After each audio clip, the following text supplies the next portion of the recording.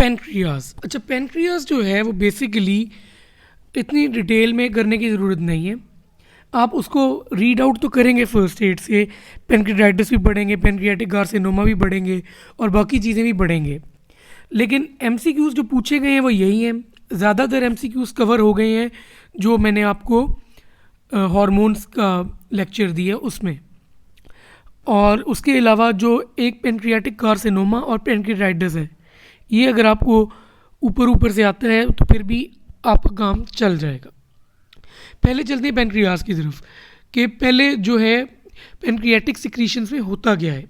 Most important enzyme in the digestion of protein in pancreas is trypsinogen. अच्छा, trypsinogen जो है वो activate हो रहा है इनटू ट्रिप्सिन बाय एंटेरोकाइनेज, और जो ट्रिप्सिन है वो फिर आगे जो है आपके काइमोट्रिप्सिनोजन वगैरह और बाकी प्रो एंजाइम्स जो है ना उनको एक्टिवेट कर रहा है। तो ये आपको पता होना चाहिए।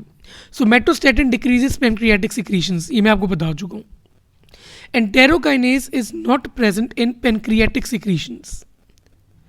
इंटेस्टाइनल जूस में होता है, पेनक्रियाटिक सिक्रीशन में नहीं होता।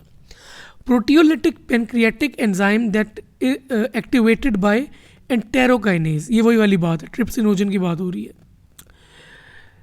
इन पेनक्रियाटिक फिस्टुला सोमैटोस्टैटिन रिलीज होती है। सोमैटोस्टैटिन इनहिबिट करती है सिक्रीशन ऑफ पेनक्रियाज, ठीक है। What increases pancreas secretion and releases calcium from sarcoplasm? Cholecystokinin, ये मैंने आपको बता चुका हूँ कि कोलिसिस्टोकाइनिन सी है, सी मोटा लेटर है जो फैट के लिए काम आता है। फैट जो है उसको डाइजेस्ट करना है तो पेनक्रियाटिक सिक्रीशन इंक्रीज करवाएगा। Release of pancreatic juice stimulated by secretin. Secretin increase H2CO3 from pancreas.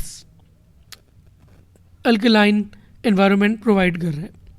Increased flow of pancreatic secretion, उसकी वजह से increased secretion of bicarbonate ions. ये इंपॉर्टेंट है, बार बार रिपीट हुए हैं और यही रिपीट होते हैं। फिर triglycerides are hydrolysed by pancreatic lipase. Malabsorption of fat in intestine is due to pancreatic duct obstruction. अब ये बहुत इंपॉर्टेंट चीज़ है कि अगर पेनक्रियाटिक डक्ट ऑब्स्ट्रक्ट हो जाएगी या पेनक्रियाज सही काम नहीं कर रहा होगा तो बेसिकली लाइपेज नहीं आ रहा। लाइपेज नहीं आ रहा तो फैट की डाइजेशन नहीं होगी। फैट की डाइजेशन नहीं होगी तो उसको हम मेल एब्जॉर्प्शन सिंड्रोम कहते हैं। अब मेल एब्जॉर्प्शन जब होगी तो उसकी वजह से फैट जो है वो आपके स्टूल में आएगा और उसको हम स्टिटोरिया कह देंगे।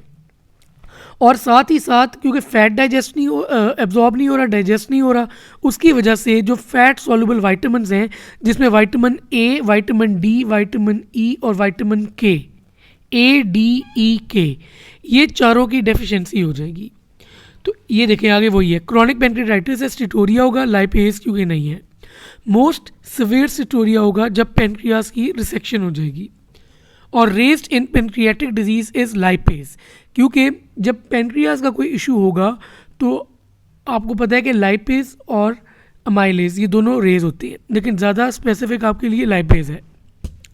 अब पेनक्रियाटिक टिश्यू अगर गैस्ट्रिक म्यूकोजा में आता है तो हम उसको कोरियोस्टोमा कहते हैं। कोरियोस्टोमा का मतलब है कि एक एपिथेलियम जो है वो किसी और जगह प्रेजेंट है जहाँ पे उसको नहीं होना चाहिए। Annular pancreas is due to ventral mesentery. Annular pancreas का क्या मतलब है कि बेसिकली पेनक्रियाज डेवलप हो रहा होता है आपकी एंटीरियर और पोस्टीरियर या वेंट्रल और डोर्सल बड से। अब जब वो बेसिकली बड जो है, वेंट्रल बड जो है वो आगे नहीं आ रही, ठीक है, तो उसकी वजह से वो एक रिंग लाइक पेनक्रियाज बन जाता है, ring like again outside the duodenum. तो उसकी वजह से एक तो ड्यूडेनल ऑब्स्ट्रक्शन भी होती है। तो ये कॉन्सेप्ट है इसके पीछे, ये आप देख सकते हैं फर्स्ट एड के अंदर भी। फर्स्ट एड में ये लिखा हुआ है, एम्ब्रियोलॉजी वाला जो सेक्शन है जीआईटी का उसमें। अच्छा, पेनक्रियाज की एम्ब्रियोलॉजी में भी आपको जो चीज़ और पता होनी चाहिए वो ये है कि मैंने आपको अभी बताया कि दो बर्ड्स होती है ना, वेंट्रल और डोर्सल। अब जो वेंट्रल बर्ड है ना वो बना रही होती है पेनक्रियाज का अनसिनेट प्रोसेस और मेन पेनक्रियाटिक डक्ट, और जो डॉर्सल बड है वो बना रही होती है बॉडी, टेल, इस्थमस और एसेसरी पेनक्रियाटिक डक्ट। तो ये आपको ज़रूर पता होना चाहिए। अच्छा, अब चलते हैं हम आगे। ये चीज़ें आपको एनाटमी में ज़्यादा बेहतर पढ़ाई जाएंगी। Anterior to pancreas is lesser sac. तो अगर पेनक्रियाटाइटिस होता है या पेनक्रियाज की इंजरी होती है तो जो फ्लूइड एक्यूमुलेट होगा वो होगा इन लेसर सैक। फिर आगे चलते हैं। Abdominal pain, ultrasound shows fluid filled space in the pancreas. तो इसमें आप सीरम लाइपेज करवाओगे।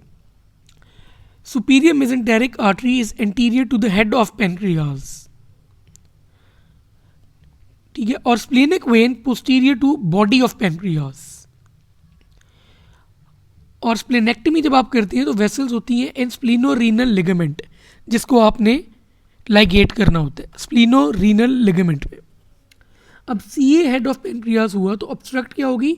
कॉमन बाइल डक्ट, सीबीडी, जिसकी वजह से फिर ऑब्स्ट्रक्टिव जॉन्डिस के साइंस आ जाते हैं। Tumour that is not an apudoma. अच्छा, एपिडोमा बेसिकली एक एंडोक्राइन ट्यूमर है that arises from an APUD cell. APUD cell एक ग्रुप ऑफ सेल्स हैं जो बेसिकली 5-हाइड्रोक्सी ट्रिप्टोफन और डोपा अपटेक करते हैं और उससे आगे बनाते हैं। अब पेनक्रियाज में कोई ऐसा सेल नहीं है, तो सीए पेनक्रियाज जो है ना, अगर पेनक्रियाज से कोई ट्यूमर आ रहा है तो वो एपिड सेल का ट्यूमर नहीं है। इसको आप रूट लर्न भी कर सकते हैं। थोड़ा सा कॉन्सेप्ट इसका जो है मैंने आपको बता दिया। Most common exocrine pancreas tumour is ductal adenocarcinoma और most common benign tumour of pancreas is adenoma, ठीक है। तो ये पेनक्रियाज के इंपॉर्टेंट एमसीक्यूज हैं जो बार बार रिपीट हुए हैं। फर्स्ट एड से एक दफ़ा पूरी पेनक्रियाज को रीड भी दे लें। कोई क्वेश्चंस हैं तो आप फेसबुक ग्रुप पे पूछ सकते हैं।